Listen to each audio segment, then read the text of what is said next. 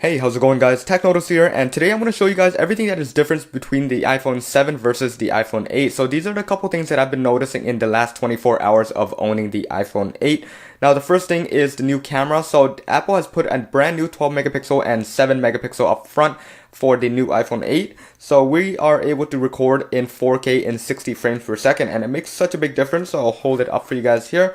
Now we scroll all the way down to the camera section within settings. You guys can see that we do have an addition of auto HDR. We don't usually have that in the iPhone 7.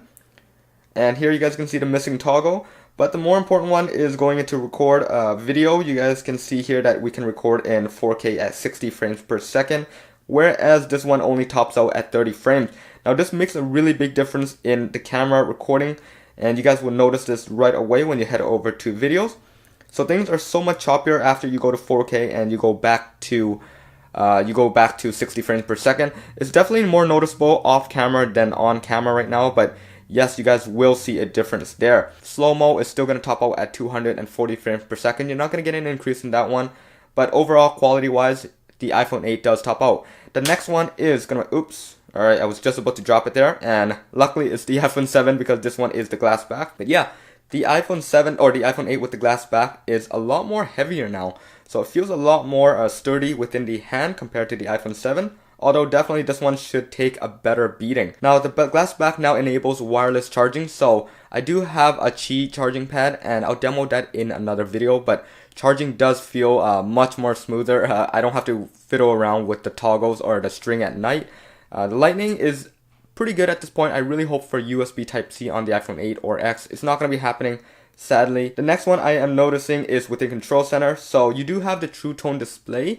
I don't know if it's actually the display doing it or it's just a software and Apple's trying to limit the iPhone 7. I'm sure within a jailbreak we can enable True Tone somewhere in older devices. But tapping onto the brightness, you guys can see a new toggle right to the right here. So it says True Tone.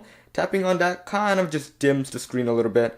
I wouldn't say adapt that much because Night Shift does pretty much the same thing. And a jailbreak can definitely do this. This is honestly just a software thing to limit what the iPhone 7 can do. And the next one is going to be the speaker volume. So the speaker volume has definitely increased on the iPhone 8 from what I can tell. Watching YouTube, I can definitely tell a big difference, especially when it's actually hitting water. I do watch some funny comedy and stuff like that while I'm taking a shower, and once the water hits these holes right here, the only one that's left is the speaker grill, and they probably improved the speaker grill right up here. It sounds a lot louder than it used to be on the iPhone 7, so that's a big plus. We can definitely test this out on camera, but I just prefer not to because you guys aren't going to be able to tell the difference anyways. But we can go into ringtones and hit one of the ringtones. Anyways, I'll just leave that there for you guys to test out yourself. Another one I have been noticing is 3D Touch lag. So the lag doesn't seem to be happening with 3D Touch on the iPhone 8. Definitely not because this screen has the ProMotion that the iPad Pro has, but it just feels less stuttery. You guys tell me how you guys are experiencing it. The iPhone 7 still has that sort of jitter right before things pop up, but that's what I'm experiencing so far, guys. So the last one is probably the jitteriness on the table. Now this is probably not that important to some of you guys, but I do experience it while I'm setting the devices down on the table. And here, just because of the camera layout and how Apple kind of redesigned it, it doesn't wobble as much as it used to. So here over to the left side we have the iPhone 7. This is probably better to set it directly on the table because the MacBook isn't that straight to begin with. But here, if you guys can tell, it does wobble quite a bit, and you guys can hear it hopefully through the microphone of the camera. But here on the iPhone 8, it barely has any movement at all, so it's very good. See, so you still do have a tiny little bit, not as much as the iPhone 7.